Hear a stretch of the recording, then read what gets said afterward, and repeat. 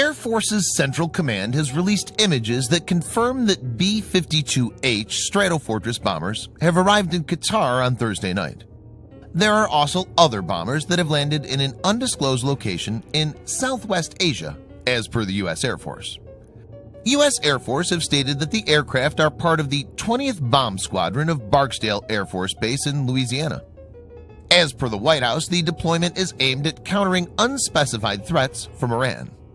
This comes after USS Abraham Lincoln Aircraft Carrier Strike Group has been ordered to move to the Middle East. To know more, click the video in the above card. It's reported that USS Lincoln has passed through the Suez Canal on its way to the Persian Gulf on Thursday. In this video, Defense Updates analyzes why Iran should fear American B-52H bombers' deployment in Qatar. Let's get started. This video is sponsored by War Thunder. If you are, like us, fascinated by military vehicles and technology, I recommend you give War Thunder a try. It's a military vehicle combat game which you can download and play for free on PC, PlayStation 4, and Xbox One with cross-platform support. It has a huge variety of more than 1,200 playable aircraft, tanks, helicopters, and ships from the 1930s to the 1990s, which you can take to battle on land, in the air, and at sea on more than 80 theaters of war. War Thunder's been kind enough to offer all Defense Updates viewers a special bonus, which will grant you a free premium tank or aircraft and 3 days of premium account time for registering using our link in the description below. So take the plunge and join more than 20 million players from around the world.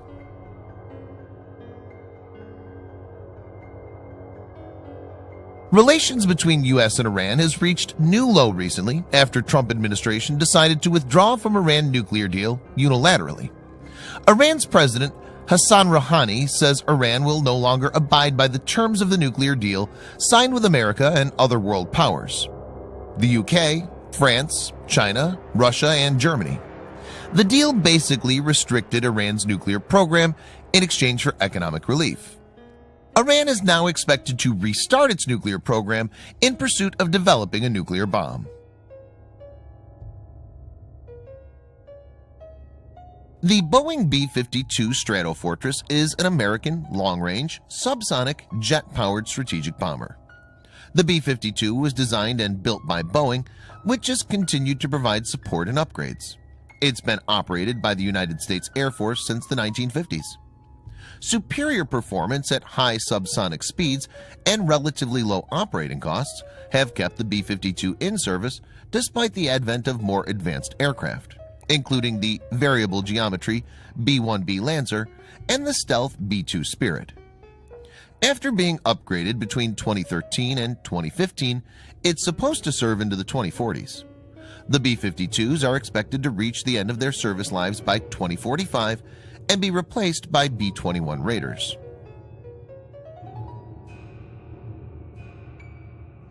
B-52 is powered by Pratt & Whitney turbojet engines. The 8 engines of the B-52 are paired in pods and suspended by 4 pylons beneath the forward of the wing's leading edge. It has a typical combat range of more than 8,800 miles or 14,080 kilometers without aerial refueling. The massive range enables B-52 to take on strategic bombing missions. The powerful engines also enable B-52 to carry up to 70,000 pounds or 32,000 kilograms of weapons, which is significantly higher than 50,000 pounds payload capacity of B-2 Spirit and B-1B bomber. The B-52 is capable of carrying both conventional as well as nuclear weapons. The ability to carry up to 20 AGM-69 SRAM nuclear missiles was added to G and H models starting in 1971. To further improve B-52's offensive capability, U.S. military planners decided to induct a more potent air-launched cruise missile to replace the AGM-69 SRAM. After testing of both the Air Force-backed Boeing AGM-86 and the Navy-backed General Dynamics AGM-109 Tomahawk, the AGM-86B was selected for operation for the B-52. A total of 194 B-52 Gs and Hs were modified to carry AGM-86s, carrying 12 missiles on underwing pylons, with 82 B-52Hs further modified to carry another 8 missiles on a rotary launcher fitted in the bomb bay. The AGM-86 is a subsonic air-launched cruise missile. This missile was developed to increase the effectiveness and survivability of the Boeing B-52 bomber, as the missile can be fired from standoff ranges. In combination, the missile dilutes an enemy's forces and complicates air defense of its territory. All variants of the AGM-86 missile are powered by a Williams F-107 turbofan jet engine that propels it at sustained subsonic speeds and can be launched from aircraft at both high and low altitudes. The missile deploys its folded wings, tail services, and engine inlet after launch. Sophisticated guidance makes the missile very accurate.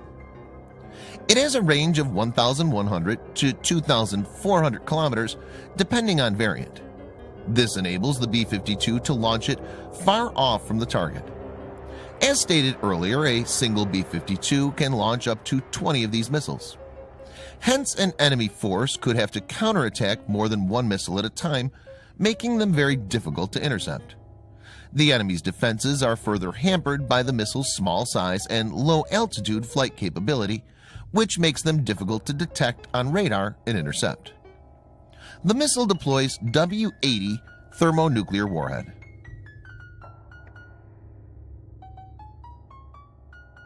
The W-80 is a thermonuclear warhead in the U.S. nuke stockpile with a variable yield of between 5 and 150 kilotons of TNT. It's specifically designed to be used by AGM-86 as well as the BGM-109 Tomahawk. It's essentially a modification of the widely deployed B-61 weapon, which forms the basis of most of the current U.S. stockpile. The W-80 is a powerful asset. To give viewers a perspective, here's a comparison. Trinity test in New Mexico in July 1945, which led the world into the nuclear age, had a yield of 20 kilotons. Hiroshima's Little Boy bomb had a yield of 13 to 18 kilotons, whereas Nagasaki's Fat Man bomb had a yield of 20 to 22 kilotons of TNT. Depending on the variant G or H, B-52 will be able to launch 12 or 20 of these W-80 warheads carried by AGM-86 missiles. This means a single aircraft has a destructive capability of 12 times 150. That's 1,800, or 20 times 150, that is 3,000 kilotons of TNT.